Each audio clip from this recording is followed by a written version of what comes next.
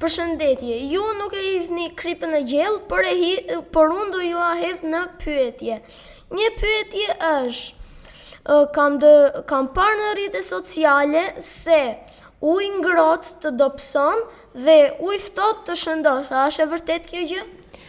Unë e dija që do kisha punë me ty sot, ndaj e mora një kafe, po sa i takon pyetjes, herë është kjo që thua ti, herë është e kundërta e saj që thua ti. Por në fakt, trupi nuk dobësohet edhe nuk shëndoshet në varësi të temperaturës së ujit, por uji është shumë i rëndësishëm të konsumohet gjatë ditës në temperaturën e ambientit. Sigurisht, kur jemi në verë, nuk mund ta lëmë te dritarja të bëhet i ngrohtë, por në një vend të freskët ose në zonën e poshtme të frigoriferit kursa është ndërruar pak temperatura. E ftohtë apo e ngrohtë me limon apo me uthull, kjo nuk funksionon për peshën. Ju keni thënë që nuk duhet të hajmë patetinat një herë në 2 javë ose në fundjavë, por ka dalë një video që ju ishte duke ngrënë patetina. Si ma shpjegoni këtë? Ky është një prank që po më bën, se nuk dalin video që unë ha patetina, megjithatë edhe nëse ndodh që unë të kem konsumuar patetina apo ndonjë ushqim i cili quhet i pashëndetshëm, duhet të rikujtojmë atë këshill që unë ju kam dhënë dhe ju fëmijëve dhe kujdo, që nëse se në fakt edhe sa i takon piramidës ushqimore, se ti tash i rritur dhe e di piramidën ushqimore, në majën e saj ndodhen produkte të cilat nuk janë shumë të shëndetshme, por që mund të konsumohen rrallë. Dhe një ndër to mund të jetë patetina e cila nuk e ka dozën në një pako të tërë, por mund të ham vetëm një grusht sa për të shijuar çastin apo momentin dhe kjo shumë rrallë. Kështu që edhe nëse ka dalë në një video që nuk ka dalë, është okay prap. Në klinik ju dëgjova fshehurazi se nuk duhet i thot pacientëve ose pacientes nuk e mbaj mend mos hyjnë gjinak. Jo. S'ka gjë. Kur ju ishit në klinikën tuaj ju dëgjova se i thot pacientes që nuk duhet të hani reçelën. Duhet t'i hani po me masa, jo ta kalosh. Po ju atë ditë kishin ngrënë në shtëpi petulla me reçel. Dhe më bëfshin mirë, sepse unë nuk jam kundër reçelit, përkundrazi, nëse do shikoni regjimet e mia dhe kryesisht për fëmijë, reçeli është pjesë e regjimit ushqimor, por gjithmonë i cituar i gatuar në shtëpi dhe pa sheqer, kurse sa i takon petullave, patjetër, nëse ne konsumojmë 2 sa për qef ose pankeke dhe kështu me radhë, por nëse i bëjmë edhe me miell integral, miell tërshëre, miell hikërori, miell gështenjash e të tjerë, sigurisht që nuk bën asnjë dëm. Kundrazi mbetet i shëndetshëm, po ashtu edhe gjalpi i fshatit, po ashtu edhe ai gjalpi i shkrirë që tash na e kanë nxjerrë me termin gia, thua se çfarë po ham në një gjë të re, është thjesht gjalpi i shkrirë, kështu që nuk kam bërë gabim Nikola. Okej. Edhe këtu prap 2-0. Tani, cili është ushqimi që e di që nuk është i shëndetshëm po prap e ha? Ushqim që nuk është i shëndetshëm po prap e ha, ndoshta nuk mund ta them, por abuzoj pak në sezonin kur dalin fisht, që është i shëndetshëm fiku, po unë e teproj pak, nuk ha 2-3, po mund ta ha pak më shumë. Tani 2-1 për mua. Okay. 1 për mua. Okej. Ku të fal? Nëse çokolata do të ishte pa kalori, a do e haje çdo ditë? Unë çokolatën nuk them të mos e ham dhe nuk ka lidhje me kalorin, unë them që çokolata duhet ngrënë, përkundrazi është shumë e shëndetshme, nëse ajo është e zezë ose fondente që e themi ne me 70% kakao dhe nëse konsumojmë pak rreth 50 gram, maksimumi 70 gram dhe shoqëruar me fruta arror. Për shembull, 2 pllaka çokoladë ose 4 pllaka çokoladë të zezë, por me arra ose me lajthi ose me bajame. Në këtë mënyrë mund ta konsumojmë, pra nuk lidhet me kaloritë. Pse dietologët pinë kafe? Se duhet të përballen me pyetje dhe me situata shumë të çuditshme ndonjëherë dhe përveç të tjerave kafja është e shëndetshme nëse pihet në limitet e duhura dhe përmban sasi të larta të antioksidantëve dhe patjetër po e rrit fokusin dhe përqendrimin. Antioksidantë që a thua ti asnjë gjë s'mora vesh, po përkthej janë çika atyre që se kuptojnë. Gjithashtu edhe mua. Antioksidantët janë element ose kimikate që ndodhen kryesisht tek bimët, të cilat janë në fakt për të mbrojtur bimën kur rritet, por ja që Zoti ka krijuar në formë të tillë që kur ne i konsumojmë, na ofrojnë të mira, pra na largojnë radikalen e lirë, stresin qelizor dhe shumë toksina të tjera në organizëm. Kur shkon në market dhe blini produkte, ku ta di unë çfarë blini, Ju gjithmonë i lexoni etiketat apo vetëm kur ju shohin njerëzit ua kjo dietologja? Mirë është që ne etiketat i lexojmë dhe kjo është përsëri pjesë e edukimit dhe pacientët gjithmonë ua them që mos e fusni një produkt në karrocë e para nëse është e panevojshme. E dyta nëse nuk e keni kuptuar jeni të uritur apo e keni marrë se ju duhet dhe e treta pa lexuar etiketën. Dhe gjithmonë në batut ta kam thënë edhe ty që Nikola nëse etiketa është më e gjatë se paketimi ai produkti është për ty sepse normalisht do të thotë që ka shumë përbërës për të qenë aty brenda dhe sa më shumë përbërës kimikate të ketë, aq më pak i shëndetshëm është për organizmin. Po nëse ato përbërës janë të shëndetshëm? Nëse do ishin të shëndetshëm do ishin në pemë. Kur ka qenë hera e fundit që ju keni ngrënë fast food? Nuk e mbaj mend këtë. Nuk e mbaj mend sepse nuk është një ndër ushqimet e mia preferuara dhe kjo nuk lidhet me të qenurit dietologe. Sigurisht është edukuar dhe përforcuar edhe më shumë me këtë fakt, po nuk e mbaj mend. Ti zakonisht i kap gabimet e mia, do të thotë që ka qenë shumë larg që as vet nuk e mban mend, nuk e di. A ka ndonjë ushqim që ti nuk e pëlqen fare? Po, përveç fast food. Që është i shëndetshëm, po është selinoja, është një perime e cila unë përpiqem ta shmang ose ta zëvendësoj, por në rastet kur gatuhet në formën e supës edhe mund të bëj kompromis me veten, po selinoja, nëse do ta përcaktoja. Po pse na thotë pastaj ha selinon, ha kështu ashtu? Sepse të gjithë ne kemi një ushqim të caktuar që nuk e preferojmë, por nëse janë shumë ushqime që nuk i preferojmë, atëherë në një mënyrë apo në një tjetër do të gjejmë zëvendësuesit e tyre. Kështu që nëse ti nuk preferon selinon, mund të hash diçka tjetër, por nëse nuk has një perime, nga diku duhet ta nisim. Unë i kam shkruar të gjitha pyetjet që kam, i kam shkruar këtu. Sa i mbaj mend, sa po i lexoj. A i fshen ndonjëherë ëmbëlsirat? Në fakt unë ëmbëlsirat nuk i blej dhe kur i gatuaj nuk i fshe sepse i gatuaj me përbërësit e dur. Nëse do të zgjidhje sallat apo akullore për një muaj? Për një muaj, po patjetër që sallat një herë në muaj do e haja një akullore edhe pse s'është ndër më të preferuarat e mia. A ka ndonjë këshill ushqimore që ti vetë nuk e ndjek gjithmonë? Këshill ushqimore që unë nuk e ndjek.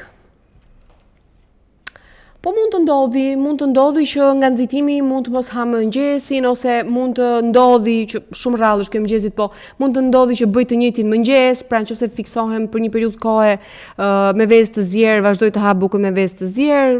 Pra ndonjëherë po gaboj edhe unë sigurisht.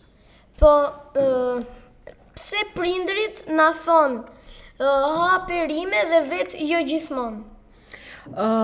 Po atëherë është një shprehje Nikola që thuhet që fëmia bën atë që sheh dhe jo atë që i thua. Kështu që unë përpiqem që ti të bësh atë që shef tek unë dhe atë që them unë dhe nëse unë veti ha perimet, sigurisht edhe ti do t'i hash perimet, sikundër ka raste kur të dy bashk ne jemi bërë shoka të ditë dhe kemi dalë për të ngrënë gjëra që ndoshta konsiderohen jo të shëndetshme. Në qoftë se pizza ose fast foodet do të ishin të shëndetshme, a do të ekzistonte profesioni jot? Pizza në vetvete nuk është ushqim i pashëndetshëm. Të pashëndetshme picën e bëjnë produktet dhe cilësia që vendosim sipër. Pra, nëse do të ishin të shëndetshme të gjitha ushqimet ose të gjitha ushqimet dhe të gjitha sjelljet e individëve, le të mos ekzistonte profesioni im. Do kisha gjetë një profesion tjetër. Cili është ushqimi që mendon se shqiptarët e teprojnë përveç fastuleve? Shqiptarët e teprojnë jo me një ushqim të caktuar, por me sjelljen ndaj ushqimit.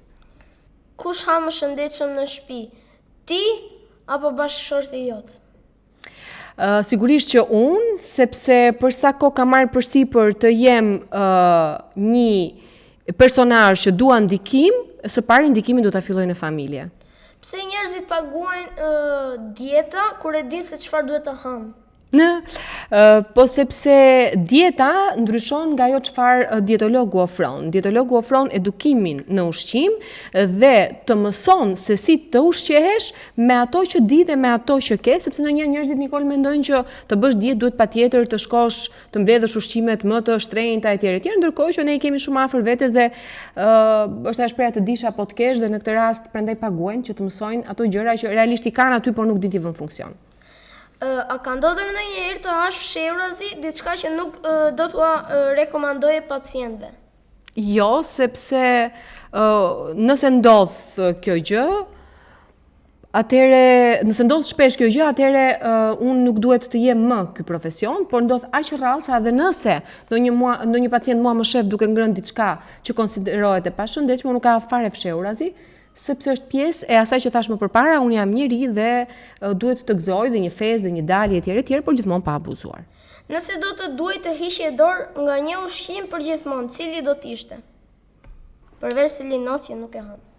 Nga një ushqim përgjithmonë. Po, nëse heq dorë nga cili do qoftë ushqim përgjithmonë, natyra ka kaq shumë ushqime sa që mungesa e njërit nuk do të bënte problem. Çfarë të bezdis më shumë kur njerëzit flasin për ushqimin? Që bëjnë sikur i dinë gjitha. A të lodh ndonjëherë fakti që je dietologe? Jo, madje e dashuroj, thjesht më lodh fakti që s'kam gjetur ende një mënyrë të thjesht për të qenë më e kuptueshme dhe më e besueshme, ndoshta në kuptimin në kohë. Pra, sigurisht që ajo që unë them sot do duhet kohë të përpunohet nga shikuesit dhe besohet shumë vonë. Kjo më vjen keq. Ju jeni dietologe sepse e do ushqimin, e pëlqeni ushqimin, apo sepse do t'i thuash njerëzve ti duhet hash këtë ose çfarë duhet të bëjnë? E para unë kam pasion këtë lloj profesioni dhe patjetër pse jo, nëse fjala ime ka fuqi, përse të mos e bëj edhe këtë gjë. A ka ndonjë ushqim që bashkëmoshatarëve të mi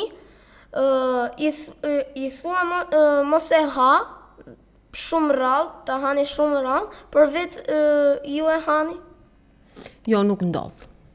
Më erdhi një pyetje tani në mend dhe po e mendoja më përpara. Kush gënjen më shumë për ushqimin, fëmijët apo të rriturit? Fëmijët gënjejnë prindërit, të rriturit mua. E ke shumë të thjesht që të na japësh neve këshilla. Po kur ju keni qenë e vogël, a e kishit thjesht këtë gjë?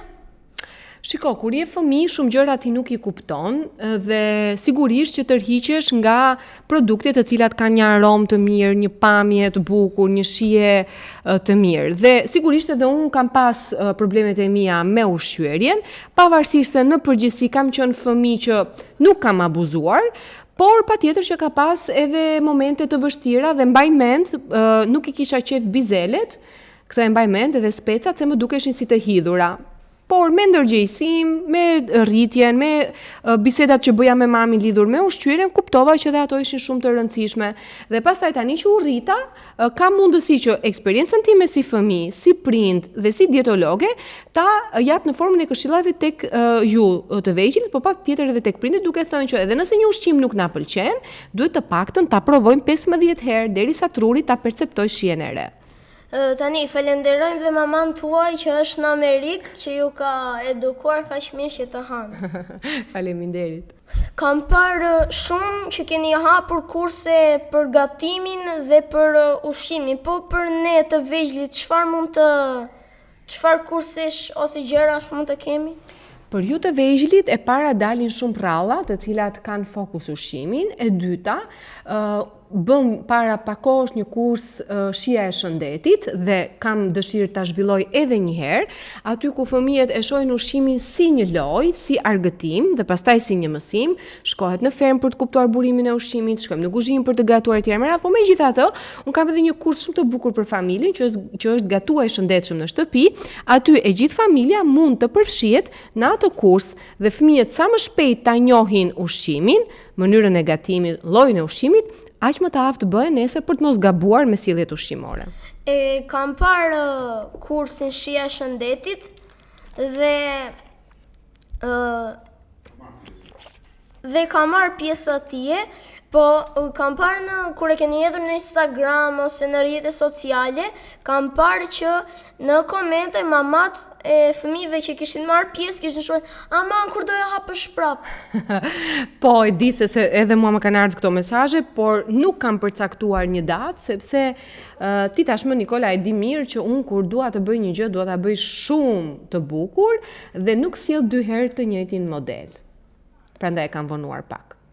Nëse unë do të bësha dietolog, çfarë gabimi do të më thojë që të mos të bëja kurrë?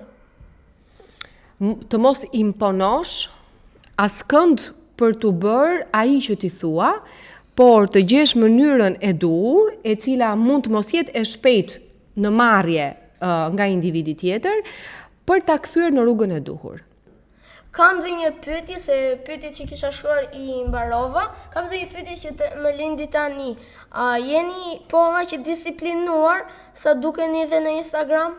Jam dhe është ndonjëherë edhe një ndër ngërçet në thonjza që kam si individ, sepse gjithmonë kam një kornizë nga e cila nuk dal dot, shumë rrallë mund të ndodhë të dal, po përgjithsisht jam e disiplinuar. Ishim këtu me dietologën klinike Hyri Dabasha dhe ishte shumë kënaqësi që ju kishim në podcastin tonë. Kënaqësi edhe për mua, mendova se do më duhet të pija shumë ujë mbas kripës në pyetje, por gjeta një mënyrë të bukur për t'i bërë të shëndetshme.